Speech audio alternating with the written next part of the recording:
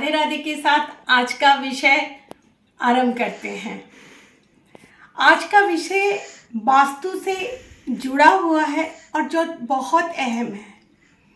मैं भाइयों बहनों ये चाहूँगी कि आप लोग इस वीडियो को पूरा देखें और समझें, क्योंकि वास्तु से बारे में मैंने इससे पहले भी एपिसोड में बहुत तरह की बातें बताई हैं।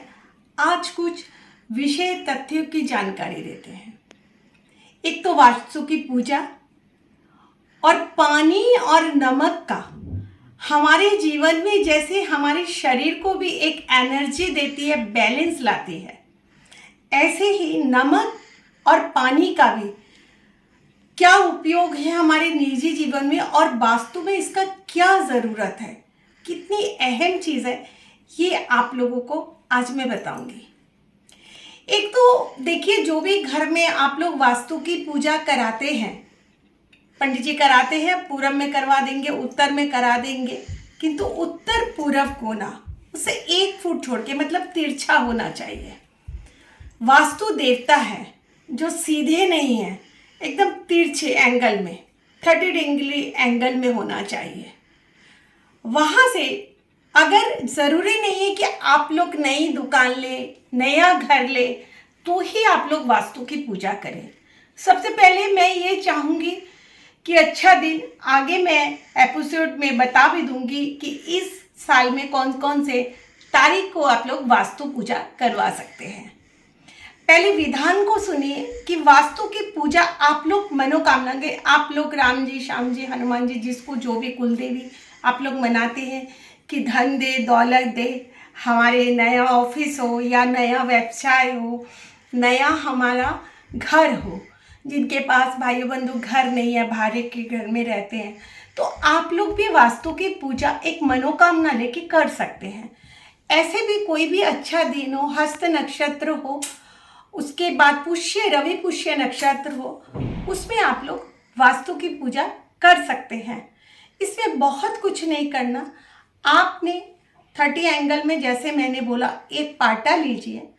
पाटा में आप लोग लाल कपड़ा या सफ़ेद कपड़ा बिछा के एक लोटा और उसमें नारियल लीजिए और उसके अंदर, जैसे आप लोग कलश में, नवरात्रि में कलश की स्थापना करते हैं, उसमें आप लोग नारियल लीजिए और वास्तु देवता के लिए आप हल्दी और एक सिक्का, चाहे वो चांदी का हो या वैसा सिक्का, किंतु लोटा जो होगा वो पीतल का या कांसे का ही आपने लेना है। चांदी का हो तो बहुत अच्छी बात है। आप लोग जब उसको पूजा करेंगे उसमें आप वास्तु देवता को एकदम कम से कम, किंतु ये जो विनती लेके बैठेंगे, 10 से 12 मिनट का वास्तु कामना होती है। भगवान वास्तु देवता जो है, ये तुरंत आपने हाथ जोड़ लिया, मन्नत मांग लिया, ऐसे नहीं सुनते। इनको आमंत्रित करना पड़ता है कि महाराज हमारे घर में आइए, हमको घर दीजिए। आपको घर, ऑफिस, जो भी मनोकामना हो, आप लोग वास्तु देवता से मांगिए। और अगर पुरोहित द्वारा कर रहे हैं, किसी जानकार द्वारा कर रहे हैं, तो ओम वास्तु देवाय नमो, यही इनका मंत्र है और आप वास्तु देवता की पूजा करके मन्नत मांग सकते हैं। उसके बाद आता है, अगर साथ में अगर आपकी कुलदेवी हो, मूर्ति हो कुलदेवी की, या कुलदेवी का फोटो हो, कुछ नहीं हो तो कुलदेवी का नाम का कलश भी, जैसे आप लोग नवरात्रि में कलश का विधि विधान मैंने बताया है, तो आप उस हिसाब से कलश स्थापना करके वास्तु देवता एवं कुलदेवी का या देवता जो भी आप लोग मन्नत होती है उसकी आप लोग आराधना करें। आया कि इससे आपका घर का योग अगर नहीं बन रहा है तो बहुत जल्दी बन जाएगा। आपका नया ऑफिस, व्यापार, हर आदमी आगे चलता है। वास्तु देवता के बाद आता है कि घर में, मैंने इससे पहले भी एपिसोड में बताया है कि पानी का जो उपयोग है आप लोग सोच समझ कर करिए।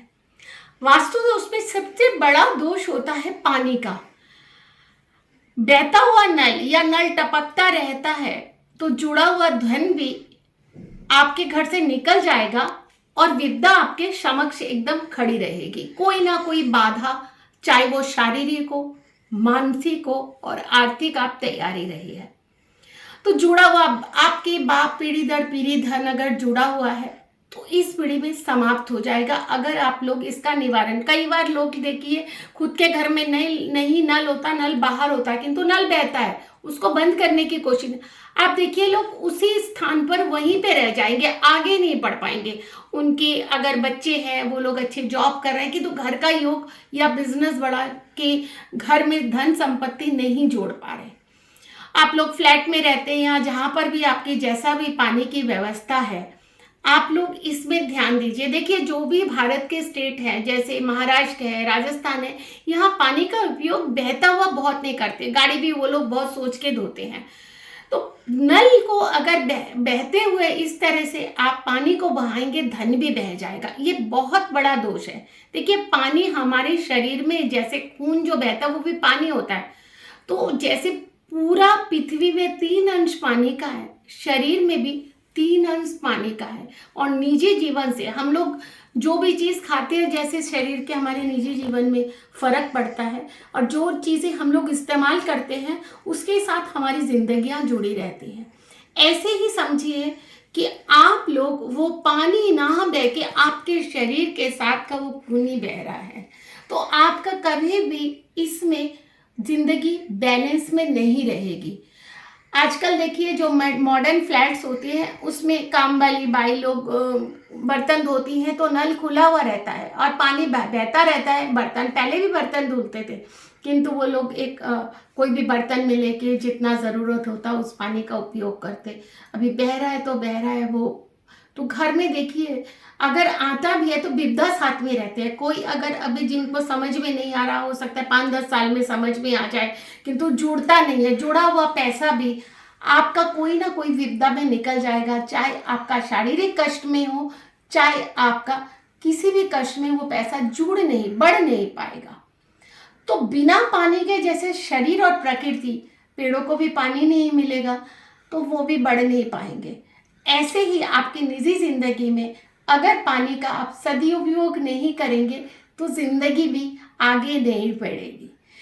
और रहा नमक का, नमक अगर आपकी जिंदगी में नहीं रहे, आप लोग नमक के बिना अगर रहिए तो आप जी नहीं पाइएगा, क्योंकि नमक और चीनी का एक बैलेंस होता है।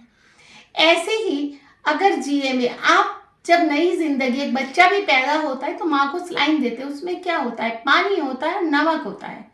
तो वैसा ही हमारी जिंदगी में नमक का उपयोग, आप लोग नमक जैसे खाने में थाली में ज़्यादा लेते हैं उसको फेंक देते हैं। नमक बहुत ज़्यादा ले लिया, उसको जमीन में गिर गया, डाइनिंग टेबल में रखा, जितनी ज़रूरत है बाकी को फेंक डाला, तो इसमें भी धन नहीं रुकता। और इससे पहले मैंने नमक के बारे में भी बताया, नमक अपने आप में महालक्ष्मी है। तो नमक को भी आप एक सिकोरी में भगवान के पास रखिए और उसमें 2 लौंग डाल कर रखिए, तो आपके घर में पॉजिटिविटी आएगी। जिंदगी में जितने ही कड़वी चीज़ें हैं, जो खराब चीज़ें हैं, नेगेटिविटी है, वो दूर हो जाएगी। किंतु नमक का दान कभी मत कीजिए। लोग बोलते हैं ना, आपका नमक खाया है चुकाना पड़ेगा। आप भी किसी का नमक खाएंगे तो चुकाना पड़ेगा।